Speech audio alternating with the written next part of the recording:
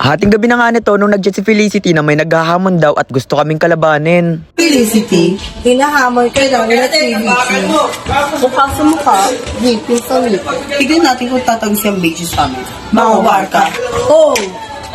Lakas nga ng loob ng tatlong to, nahamunin kami ng 3v3. Mukha sa mukha, ngipin to ngipin pa daw. Kaya naman dito, pinagbigyan na namin sila. Si Ate Kopi nga pala yung kadita dito, si Felicity yung Eudora, at ako naman yung Odette. Hindi nga lumalabas yung katapat ko sa botlane, kaya napagdesisyonan ko dito na pumunta na lang sa mid. Sakto nga pagdalaw ko sa mid, ang pagpunta ni Harley, kaya naman nabigyan ko siya dito. Pansin ko nga sa mapa na maya ang pagdalaw ni Harley sa top at mid, kaya naman ang ginawa ko dito, inabangan ko na siya. Sakto nga rin ang pagdating ni Felicity, kaya naman napitas namin dito yung Harley. Habang nag-clear nga ako ng minion waves dito sa bot, hindi ko inaasahan, inaabangan na rin pala ako ni Gord at ni Harley. Sinubukan ko pa nga tumakas dito, kaso wala na, na-stun at ulti na ako ni Gord.